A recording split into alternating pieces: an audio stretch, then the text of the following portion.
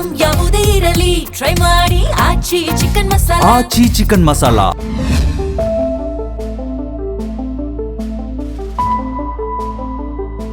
ನಮಸ್ಕಾರ, ನೀವು ನೋಡ್ತಾ ಇದ್ದೀರಾ ಜಿ ಕನ್ನಡ ನ್ಯೂಸ್. ನಾನು ಶಿವರಾಮು. ದಿನದ ಎಲ್ಲ ಪ್ರಮುಖ ಸುದ್ದಿಗಳನ್ನು ನೋಡೋಣ ವಿಶೇಷ ಸಮಾಚಾರದಲ್ಲಿ.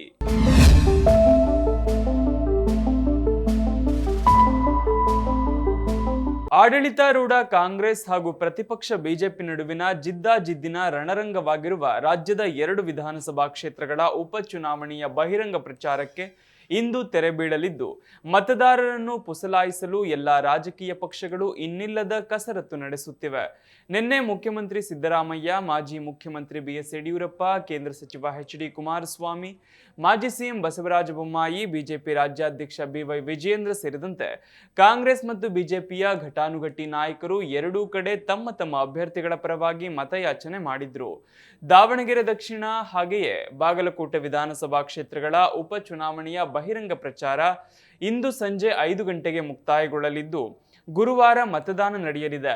ಕೊನೆ ಕ್ಷಣದಲ್ಲಿ ಮತದಾರರನ್ನ ಓಲೈಸಿಕೊಳ್ಳಲು ಕಾಂಗ್ರೆಸ್ ಮತ್ತು ಬಿಜೆಪಿ ಸೇರಿದಂತೆ ಎಲ್ಲ ರಾಜಕೀಯ ಪಕ್ಷಗಳ ಮುಖಂಡರು ಜಿದ್ದಿಗೆ ಬಿದ್ದವರಂತೆ ಓಡಾಡ್ತಿದ್ದಾರೆ. ಶತಾಯಗತಾಯ 2 ಕ್ಷೇತ್ರಗಳಲ್ಲಿ ಗೆಲ್ಲಲೇಬೇಕೆಂದು ಜಿದ್ದಿಗೆ ಬಿದ್ದಿರುವ ಕಾಂಗ್ರೆಸ್ ತನ್ನ ಪಕ್ಷದ ಅಭ್ಯರ್ಥಿಗಳ ಪರವಾಗಿ ಕಳೆದ 1 ವಾರದಿಂದ ಭಾರೀ ಪ್ರಚಾರ ನಡೆಸಿ ಮತದಾರರ ಮನವರಿಕೆಗೆ ಇನ್ನಿಲ್ಲದ ಕಸರತ್ತು ನಡೆಸಿದೆ.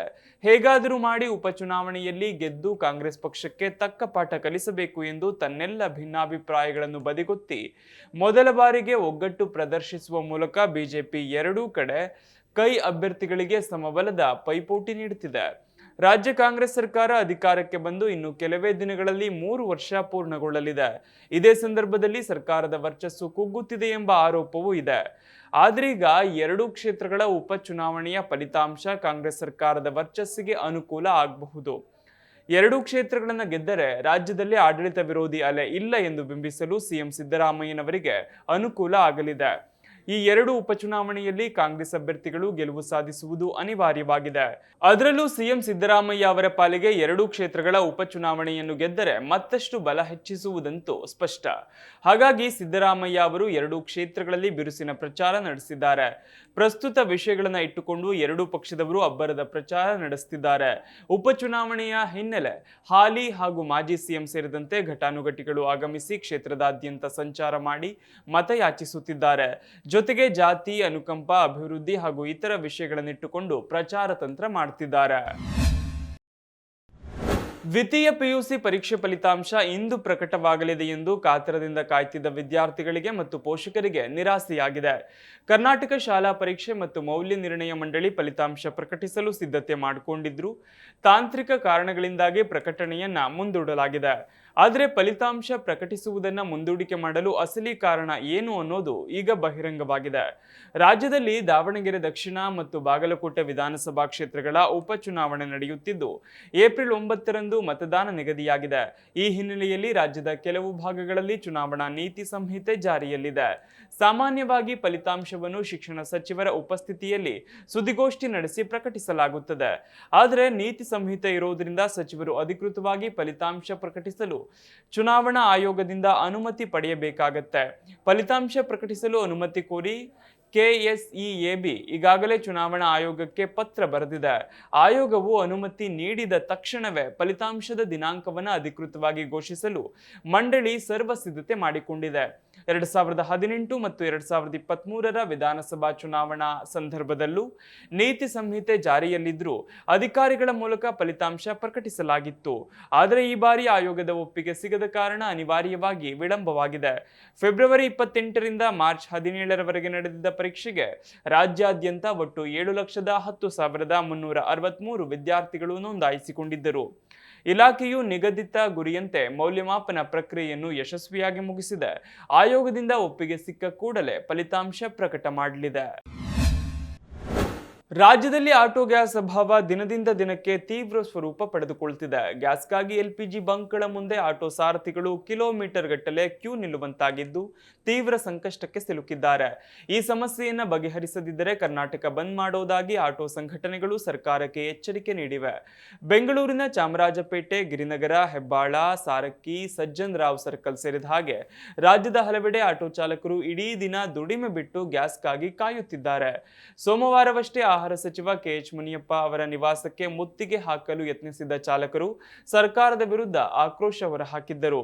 ಚಾಲಕರ ಅಹವಾಲು ಆಲಿಸಿದ್ದ ಸಚಿವ ಕೆಎಚ್ ಮುನಿಯಪ್ಪ ಏಪ್ರಿಲ್ 10ರಂದು ಸಭೆ ನಡೆಸಿ ಸಮಸ್ಯೆ ಇತ್ಯರ್ಥಪಡಿಸುವುದಾಗಿ ಭರವಸೆ ನೀಡಿದ್ದಾರೆ.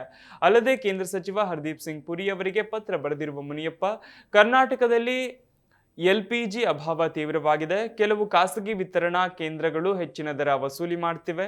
ನಿಗದಿತ ದರದಲ್ಲೇ ಗ್ಯಾಸ್ ಪೂರೈಕೆಯಾಗುವಂತೆ ಕ್ರಮ ಕೈಗೊಳ್ಳಿ ಅಂತ ಮನವಿ ಮಾಡಿದ್ದಾರೆ. ಇತ್ತ ಬಾಗಲಕೋಟೆಯಲ್ಲಿ ಈ ಬಗ್ಗೆ ಪ್ರತಿಕ್ರಿಯಿಸಿರುವ ಸಿಎಂ ಸಿದ್ದರಾಮಯ್ಯ, ಗ್ಯಾಸ್ ಸಿಲಿಂಡರ್ ಒದಗಿಸುವುದು ಪ್ರಧಾನಿ ಮೋದಿಯವರ ಜವಾಬ್ದಾರಿ. ಗ್ಯಾಸ್ ಸಿಗದೆ ಜನರು ತೊಂದರೆ ಅನುಭವಿಸುತ್ತಿದ್ದಾರೆ ಅಂತ ಕೇಂದ್ರದ ವಿರುದ್ಧ ವಾಗ್ದಾಳಿ ನಡೆಸಿದ್ದಾರೆ. ಹುಬ್ಬಳ್ಳಿಯಲ್ಲಿ ಒಂದೊಂದೇ ಲವ್ ಜಿಹಾದ್ ಪ್ರಕರಣಗಳು ಬೆಳಕಿಗೆ ಬರ್ತಿವೆ. ಅದರಲ್ಲೂ ಜಿಮ್ ಟ್ರೈನರ್ಗಳು ಹಿಂದೂ ಯುವತಿಯರನ್ನ ಪೊಸಲಾಯಿಸಿ ಲೈಂಗಿಕವಾಗಿ ಬಳಸಿಕೊಂಡು ಬಳಿಕ ಬ್ಲಾಕ್ ಮೇಲ್ ಮಾಡುವ ಆರೋಪಗಳು ಕೇಳಿ ಬರ್ತಿವೆ. ಈ ಪೈಕಿ ಸಮೀರ್ ಎನ್ನುವ ಜಿಮ್ ಟ್ರೈನರ್ ಹಿಂದೂ ಯುವತಿಯರನ್ನೇ ಟಾರ್ಗೆಟ್ ಮಾಡಿ ಅವರ ಮೇಲೆ ಲೈಂಗಿಕ ದೌರ್ಜನ್ಯ ಎಸಗಿದ್ದ ಎನ್ನುವ ಆರೋಪವಿದ್ದು, ಈ ಸಂಬಂಧ ಈಗಾಗಲೇ ಇಬ್ಬರು ಯುವತಿಯರು ಸಮೀರ್ ಮುಲ್ಲಾನ ವಿರುದ್ಧ ದೂರು ದಾಖಲಿಸಿದ್ದಾರೆ. ಇದರ ನಡುವೆ ಇದೀಗ ಸಮೀರ್ ಮುಲ್ಲಾನ ವಿರುದ್ಧದ ಲವ್ ಜಿಹಾದ್ ಪ್ರಕರಣಕ್ಕೆ ನೇಹಾ ಹಿರೇಮಠ ಕೊಲೆ ಲಿಂಕ್ ಇದೆ ಎನ್ನುವ ಆರೋಪ ಕೇಳಿ ಬಂದಿದೆ. ಈ ಬಗ್ಗೆ ಸ್ವತಃ ನೇಹಾ ತಂದೆ ನಿರಂಜನ್ ಹಿರೇಮಠ ಸ್ಫೋಟಕ ವಿಚಾರಗಳನ್ನು ಬಹಿರಂಗಪಡಿಸಿದ್ದಾರೆ. ನೇಹಾ ಹಿರೇಮಠ ತಂದೆ ನಿರಂಜನ ಹಿರೇಮಠ ಅವರು ವಿಡಿಯೋ ಹೇಳಿಕೆ ಬಿಡುಗಡೆ ಮಾಡಿದ್ದು, ನನ್ನ ಮಗಳ ಹತ್ಯೆಯಲ್ಲೂ ಈ ಸಮೀರ್ ಹಾಗೂ ಆತನ ಸಹೋದರಿ ತಂದೆಯ ಕೈವಾಡ ಇರಬಹುದು ಎಂಬ ಸಂಶಯ ಬರ್ತಿದೆ. ಯಾಕಂದ್ರೆ ನೇಹಾ ಹಿರೇಮಠ ಹಂತಕ ಫಯಾಜ್ ಇದೇ ಸಮೀರ್ನ ಜಿಮ್ಗೆ ಹೋಗ್ತಿದ್ದ. ಹೀಗಾಗಿ ಅದೇ ಜಿಮ್ನಲ್ಲಿ ಹಂತಕ ಫಯಾಜ್ಗೆ ತರಬೇತಿ ನೀಡಲಾಗಿದೆ ಅಂತ ಆರೋಪಿಸಿದ್ದಾರೆ. ನೇಹಾ ಹತ್ಯೆಗೂ ಮುನ್ನ ತಂದೆ ನಿರಂಜನ ಹಿರೇಮಠಗೆ ಖೆಡ್ಡಾ ತೊಡಲು ಸಮೀರ್ ಮುಲ್ಲಾನ ಕುಟುಂಬ ಮುಂದಾಗಿತ್ತ ಎನ್ನುವ ಅನುಮಾನ ವ್ಯಕ್ತಪಡಿಸಿದ್ದಾರೆ. ಸಮೀರ್ ತಂದೆ ಆಗಾಗ ಕಾಲ್ ಮಾಡ್ತಿದ್ರು, ನಿಮ್ಮ ಏರಿಯಾದಲ್ಲಿ ಬಾಡಿ ಬಿಲ್ಡಿಂಗ್ ಸ್ಪರ್ಧೆ ಏರ್ಪಡಿಸೋಣ, ಆರ್ಥಿಕ ನೆರವು ನೀಡುವಂತೆ ಒತ್ತಾಯಿಸ್ತಿದ್ರು. ಅಲ್ಲದೆ ಆಗಾಗ್ಗೆ ತಮ್ಮ ಮನೆಗೆ ಬರುವಂತೆ ಆಹ್ವಾನಿಸ್ತಿದ್ರು. ನಾನು ಎಷ್ಟೇ ಕರೆದರೂ ಹೋಗ್ಲಿಲ್ಲ. ಹೋಗಿದ್ರೆ ಟ್ರ್ಯಾಪ್ ಮಾಡುವ ಪ್ಲಾನ್ ಇದ್ದಿರಬಹುದು ಅಂತ ಸಂಶಯ ಇತ್ತು. ಹೀಗಾಗಿ ಹೋಗಿರ್ಲಿಲ್ಲ ಎಂದಿದ್ದಾರೆ. ಫಯಾಜ್ ನೇಹಾ ಹಿರೇಮಠ 2020ರಲ್ಲಿ ಹುಬ್ಬಳ್ಳಿಯ ಕಾಲೇಜೊಂದರಲ್ಲಿ BCA ಓದುವಾಗ ಸಹಪಾಠಿಗಳಾಗಿದ್ರು. ಇವರಿಬ್ಬರು ಮೊದಲು ಪರಸ್ಪರ ಸ್ನೇಹಿತರಾಗಿದ್ದು 2022ರಲ್ಲಿ ಇಬ್ಬರು ಪ್ರೀತಿಸುತ್ತಿದ್ರು. ಆದರೆ ಇಬ್ಬರ ನಡುವೆ ಅದೇನಾಯಿತೋ ಏನೋ 2024ರ ಮಾರ್ಚ್ ತಿಂಗಳಲ್ಲಿ ಅವರಿಬ್ಬರ ನಡುವೆ ಮನಸ್ತಾಪ ಉಂಟಾಗಿತ್ತು. ಹೀಗಾಗಿ ನೇಹಾ ಫಯಾಜ್ನ ಜತೆ ಮಾತು ನಿಲ್ಲಿಸಿ ಅವನ ಸಂಪರ್ಕದಿಂದ ದೂರವಾಗಿದ್ಲು. ಈ ಸಿಟ್ಟಿನಲ್ಲಿ ಆತ ಆಕೆಯನ್ನ ಕೊಲೆ ಮಾಡಿದ್ದ.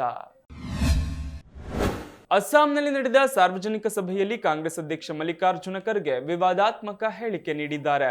ಪ್ರಾರ್ಥನೆಯ ಸಮಯದಲ್ಲೂ ಕಾಣಿಸಿಕೊಳ್ಳುವ ವಿಷಕಾರಿ ಹಾವನ್ನು ಕೊಲ್ಲಬೇಕು ಎಂದು ಕುರಾನ್ ಹೇಳುತ್ತದೆ ಎಂದು ಉಲ್ಲೇಖಿಸಿ, RSS ಮತ್ತು ಬಿಜೆಪಿ ಅದೇ ರೀತಿಯ ಹಾವುಗಳಾಗಿವೆ, ಅವುಗಳನ್ನು ಕೊಲ್ಲದಿದ್ದರೆ ನೀವು ಬದುಕಲು ಸಾಧ್ಯವಿಲ್ಲ ಎಂದು ಹೇಳಿದ್ದಾರೆ. ಸೋಷಿಯಲ್ ಮೀಡಿಯಾದಲ್ಲಿ ಮಲ್ಲಿಕಾರ್ಜುನ ಖರ್ಗೆ ಹೇಳಿಕೆ ತೀವ್ರ ಟ್ರೋಲ್ಗೆ ಒಳಗಾಗಿದ್ದು, ಬಿಜೆಪಿ ಮತ್ತು RSS ಕಾರ್ಯಕರ್ತರ ವಿರುದ್ಧ ಬಹಿರಂಗವಾಗಿ ಮಲ್ಲಿಕಾರ್ಜುನ ಖರ್ಗೆ ಹಿಂಸೆಗೆ ಪ್ರಚೋದನೆ ನೀಡಿದ್ದಾರೆ ಎಂದು ಟೀಕೆಗಳು ವ್ಯಕ್ತವಾಗಿವೆ. ಖರ್ಗೆ ತಮ್ಮ ಭಾಷಣದಲ್ಲಿ ಕುರಾನ್ನಲ್ಲಿ ನಮಾಜ್ ಮಾಡುವಾಗಲೂ ವಿಷಕಾರಿ ಹಾವನ್ನು ಕಂಡರೆ ಅದನ್ನು ಕೊಲ್ಲಬೇಕು ಎಂದು ಹೇಳಲಾಗಿದೆ. RSS ಬಿಜೆಪಿ ಕೂಡ ಅದೇ ರೀತಿಯ ಹಾವು, ನೀವು ಅವರನ್ನು ಕೊಲ್ಲದಿದ್ದರೆ ನೀವು ಬದುಕಲು ಸಾಧ್ಯವಿಲ್ಲ ಎಂದು ಹೇಳಿದ್ದಾರೆ. ಕೆಲವರು ಚುನಾವಣಾ ಆಯೋಗ ಕ್ರಮ ಕೈಗೊಳ್ಳಬೇಕು ಅಂತ ಸಾಮಾಜಿಕ ಜಾಲತಾಣಗಳಲ್ಲಿ ಆಗ್ರಹಿಸಿದ್ದಾರೆ. ಇನ್ನು ಬಿಜೆಪಿ ಖರ್ಗೆ ಅವರ ಈ ಹೇಳಿಕೆಯನ್ನ ತೀವ್ರವಾಗಿ ಖಂಡಿಸಿದೆ. ಅಮೆರಿಕ ಅಧ್ಯಕ್ಷ ಡೊನಾಲ್ಡ್ ಟ್ರಂಪ್ ಇರಾನ್ಗೆ ಕಠಿಣ ಎಚ್ಚರಿಕೆ ನೀಡಿದ್ದಾರೆ. ಹಾರ್ಮುಜ್ ಜಲಸಂಧಿಯನ್ನು ತೆರೆಯದಿದ್ದರೆ ಇರಾನ್ ರಾತ್ರೋರಾತ್ರಿ ನಾಶವಾಗಬಹುದು ಎಂದು ಟ್ರಂಪ್ ಬೆದರಿಸಿದ್ದಾರೆ. ಶ್ವೇತಭವನದಲ್ಲಿ ಪತ್ರಿಕಾಗೋಷ್ಠಿಯಲ್ಲಿ ಮಾತನಾಡಿರುವ ಟ್ರಂಪ್, ಇಡೀ ದೇಶ ರಾತ್ರೋರಾತ್ರಿ ನಾಶವಾಗಬಹುದು ಮತ್ತು ಆ ರಾತ್ರಿ ಇಂದೇ ಆಗಿರಬಹುದು ಎಂದಿದ್ದಾರೆ. ಹಾರ್ಮುಜ್ ಜಲಸಂಧಿಯನ್ನು ಮತ್ತೆ ತೆರೆಯುವ ಬಗ್ಗೆ ಹೆಚ್ಚುತ್ತಿರುವ ಉದ್ವಿಗ್ನತೆ ಮಧ್ಯೆ ಈ ಹೇಳಿಕೆ ಬಂದಿದೆ. ಟ್ರಂಪ್ ಇಂದು ರಾತ್ರಿ 8 ಗಂಟೆಯವರೆಗೆ ಇರಾನ್ಗೆ ಸಮಯ ನೀಡಿದ್ದಾರೆ. ಕಳೆದ 37 ದಿನಗಳಲ್ಲಿ ಅಮೆರಿಕದ ಸಶಸ್ತ್ರ ಪಡೆಗಳು ಇರಾನ್ ಮೇಲೆ 10,000ಕ್ಕೂ ಹೆಚ್ಚು ಯುದ್ಧ ವಿಮಾನಗಳನ್ನು ಹಾರಿಸಿವೆ. ಇದು ಅಭೂತಪೂರ್ವವಾಗಿದೆ ಎಂದು ಅವರು ಹೇಳಿದ್ದಾರೆ. ಕಳೆದ ವಾರ ಇರಾನ್ನಲ್ಲಿ ಹೊಡೆದುರುಳಿಸಿದ ಅಮೆರಿಕದ F-15 ಈ ಸಂಪೂರ್ಣ ಕಾರ್ಯಾಚರಣೆಯ ಸಮಯದಲ್ಲಿ ಶತ್ರುಗಳಿಂದ ಹೊಡೆದುರುಳಿಸಿದ ಮೊದಲ ಮಾನವ ಸಹಿತ ವಿಮಾನವಾಗಿದೆ ಅಂತ ಅವರು ಹೇಳಿಕೊಂಡಿದ್ದಾರೆ. ಹಾರ್ಮುಜ್ ಜಲಸಂಧಿಯು ವಿಶ್ವದ ತೈಲ ರಫ್ತಿಗೆ ಪ್ರಮುಖ ಮಾರ್ಗವಾಗಿದ್ದು, ಇದರ ಮುಚ್ಚುವಿಕೆಯು ಜಾಗತಿಕ ತೈಲ ಬೆಲೆಗಳು ಗಗನಕ್ಕೇರಲು ಕಾರಣವಾಗಿದೆ. ಇರಾನ್ ಮೇಲೆ ಒತ್ತಡ ಹೆಚ್ಚಿಸಲು ಡೊನಾಲ್ಡ್ ಟ್ರಂಪ್ ಜಲಸಂಧಿಯನ್ನು ತೆರೆಯದಿದ್ದರೆ ಇರಾನ್ನ ಎಲ್ಲಾ ಇಂಧನ ಸೌಲಭ್ಯಗಳು ಮತ್ತು ಸೇತುವೆಗಳು ನಾಶವಾಗುತ್ತವೆ ಎಂದು ಎಚ್ಚರಿಸಿದ್ದಾರೆ. ಮಧ್ಯಪ್ರಾಚ್ಯದಲ್ಲಿ ನಡೆಯುತ್ತಿರುವ ಉದ್ವಿಗ್ನತೆಯ ನಡುವೆ ಇರಾನ್ನ ಹೊಸ ಸರ್ವೋಚ್ಚ ನಾಯಕನ ಬಗ್ಗೆ ಮಾಹಿತಿಯೊಂದು ಹೊರಬಿದ್ದಿದೆ. ಮೊಜ್ತಬಾ ಖಮೇನಿಗೆ ಪ್ರಜ್ಞೆ ಇಲ್ಲ, ಯಾವ ನಿರ್ಧಾರಗಳನ್ನು ತೆಗೆದುಕೊಳ್ಳುವ ಸ್ಥಿತಿಯಲ್ಲಿಲ್ಲ ಎನ್ನುವ ಮಾಹಿತಿ ಲಭ್ಯವಾಗಿದೆ. ಅಮೆರಿಕ ಮತ್ತು ಇಸ್ರೇಲಿ ಗುಪ್ತಚರ ಮೂಲಗಳನ್ನು ಆಧರಿಸಿದ ವರದಿಗಳ ಪ್ರಕಾರ ಮೊಜ್ತಬಾ ಖಮೇನಿಯವರು ಕೋಮ್ ನಗರದಲ್ಲಿ ಚಿಕಿತ್ಸೆ ಪಡೆಯುತ್ತಿದ್ದು ಪ್ರಜ್ಞಾಹೀನರಾಗಿದ್ದಾರೆ. ಹಾಗಿದ್ದು ಕೂಡ ಅವರ ಸ್ಥಿತಿಯ ಬಗ್ಗೆ ಯಾವುದೇ ಅಧಿಕೃತ ಹೇಳಿಕೆ ಬಂದಿಲ್ಲ. ಯುದ್ಧದ ಮೊದಲ ದಿನದಂದು ಅವರ ತಂದೆ ಅಲಿ ಖಮೇನಿ, ತಾಯಿ, ಹೆಂಡತಿ ಮತ್ತು ಮಗನನ್ನು ಕೊಂದ ಅದೇ ವೈಮಾನಿಕ ದಾಳಿಯಲ್ಲಿ ಮೊಜ್ತಫಾ ಗಾಯಗೊಂಡಿದ್ದಾರೆ ಎಂದು ವರದಿ ಹೇಳಿದೆ. ಗುಪ್ತಚರ ಸಂಸ್ಥೆಗಳು ಕೋಮ್ ನಗರದಲ್ಲಿ ಕೆಲವು ಅನುಮಾನಾಸ್ಪದ ಚಟುವಟಿಕೆಗಳನ್ನು ಗಮನಿಸಿವೆ. ಕೋಮ್ನಲ್ಲಿ ಬೃಹತ್ ಸಮಾಧಿಯ ನಿರ್ಮಾಣ ಕಾರ್ಯ ನಡೆಯುತ್ತಿದೆ. ಮಾಜಿ ಸುಪ್ರೀಂ ನಾಯಕ ಅಲಿ ಖಮೇನಿ ಮತ್ತು ಇತರ ಕುಟುಂಬ ಸದಸ್ಯರನ್ನ ಅಲ್ಲಿ ಸಮಾಧಿ ಮಾಡಲು ಸಿದ್ಧತೆಗಳು ನಡೆಯುತ್ತಿರಬಹುದು ಎಂದು ಶಂಕಿಸಲಾಗಿದೆ. ಸಾರ್ವಜನಿಕ ಅಂತ್ಯಕ್ರಿಯೆಯ ಸಮಯದಲ್ಲಿ ನಾಗರಿಕರು ಪ್ರತಿಭಟಿಸಬಹುದು ಅಥವಾ ಸಮಾಧಿಗಳಿಗೆ ಹಾನಿ ಮಾಡಬಹುದು ಎಂದು ಇರಾನ್ನ ಅಧಿಕಾರಿಗಳು ಭಯಪಡ್ತಾರೆ. ಆದ್ದರಿಂದ ಇದನ್ನು ಅತ್ಯಂತ ಗೌಪ್ಯವಾಗಿ ಇಡಲಾಗುತ್ತಿದೆ. ಮಾರ್ಚ್ ಆರಂಭದಲ್ಲಿ ಇರಾನ್ನ ಸರ್ವೋಚ್ಚ ನಾಯಕನಾಗಿ ಆಯ್ಕೆಯಾದಾಗಿನಿಂದ ಮೊಜ್ತಬಾ ಖಮೇನಿ ಸಾರ್ವಜನಿಕವಾಗಿ ಕಾಣಿಸಿಕೊಂಡಿಲ್ಲ. ಇದು ಅವರ ಆರೋಗ್ಯದ ಬಗ್ಗೆ ಪ್ರಶ್ನೆಗಳನ್ನು ಹುಟ್ಟುಹಾಕಿದೆ. ಇತ್ತೀಚೆಗೆ ಅವರು ಯುದ್ಧ ಕೋಣೆಯಲ್ಲಿ ಇಸ್ರೇಲ್ನ ನಕ್ಷೆಯನ್ನು ನೋಡುತ್ತಿರುವುದನ್ನು ತೋರಿಸುವ ವಿಡಿಯೋ ಬಿಡುಗಡೆಯಾಯಿತು. ಆದರೆ ತಜ್ಞರು ಇದನ್ನ AI ವಿಡಿಯೋ ಅಂತ ಹೇಳಿದ್ದಾರೆ. ಇದಿಷ್ಟು ಈ ದಿನದ ಪ್ರಮುಖ ಸುದ್ದಿ. ನೋಡ್ತಾ ಇರಿ ಜೀ ಕನ್ನಡ ನ್ಯೂಸ್, ಸತ್ಯವೇ ಸುದ್ದಿಯ ಜೀವಾಳ.